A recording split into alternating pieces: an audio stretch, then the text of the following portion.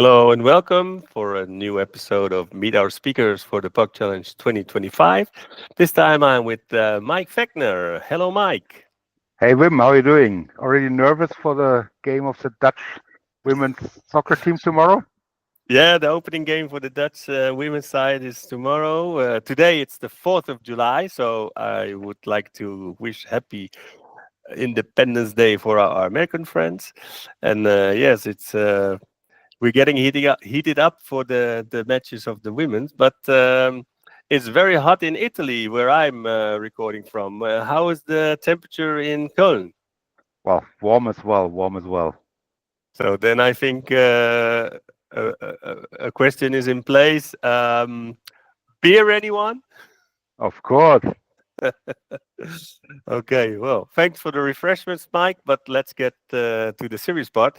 I don't think you need any introduction. You're a very important member of the Progress community, and you always have a lot of sessions. And this time on the PUG Challenge 2025, you got a few of them. Let's ask you some more information about the first one, which is about refactoring. What is that about? Well, it's many of our customers are having aged ABL applications that may even be TTY applications or, well, GUI applications, which also easily may be 30 years or older. Hmm. And well, business requirements, users want to see something more modern, maybe a web application or more modern desktop application. Yeah, and as a matter of fact, the only functional description of what these applications are doing is typically the ABL source code in which they're manifested. Yeah. So refactoring this old source code and it's a big thing. So what we're discussing in this session is yeah, how we're approaching looking at the source code, some techniques for common issues. People always start, oh, we're using over and over shared variables, so we can never go to pass or E or O. Well, it is possible. We're having all these questions that pop up in our business logic. Are you sure that you want to do that, or decisions that users need to make? And that are just points that make it a bit more complicated to refactor the source code into something that works on an app server behind a web front end. But it's not impossible to do so, and that's where I want to share some techniques that we're doing in our projects. Very good. But talking about app servers, you also have a session about the PaaS-OE. Yes, the beginner's guide to PaaS-OE.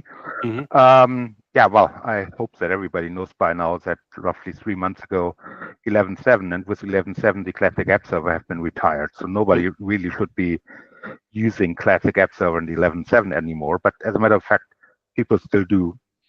Or even if they have migrated, I'm always meeting developers that have somebody else who set their app server up. And I think it's very important that every developer understands how to set it up, how to do some basic troubleshooting, what are the log files, what to see there, and stuff like that. So it's a developer-focused beginner's guide to PaaS-OE. Oh, great, great, great. And finally, you also have a session about the client startup parameters. There are a lot of them, so that can be useful too. That there are many of them, yeah. And this session, I think that should be consumed together with Tom Bascom's session on the database startup parameters. So I'm focusing on the client, but an app server is also client in that regard. Startup parameters showing some funny facts, some startup parameter Scrabble, and well, you can guess the longest startup parameter, and but also basic usage patterns. It's again, when we're working with developers, I frequently see developers that wouldn't know how to change the database connection of their client application that they're using for testing, or they wouldn't know how to change some of the performance relevant settings to see where they actually make a difference. And the session should also just take away a lot of the fear of changing startup parameters. And likewise, I see very often parameter files with startup parameters that have been deprecated 20 years ago, and they're Yes, still there. So they usually die hard. they I know die what hard, you yeah. mean. Anyway, Minus lowercase e, anybody. Yeah, exactly. We still find them. Anyway, the PUG challenges this year, 2025, we have the first edition in Boston, USA, from the 28th of September till the 1st of October, and the second edition in Europe, Valencia in Spain, on the 5th of November until the 7th of November. And tickets. Well, hurry up, get your tickets at pugchallenge.org. See you on the PUG challenge. See you there, Wim.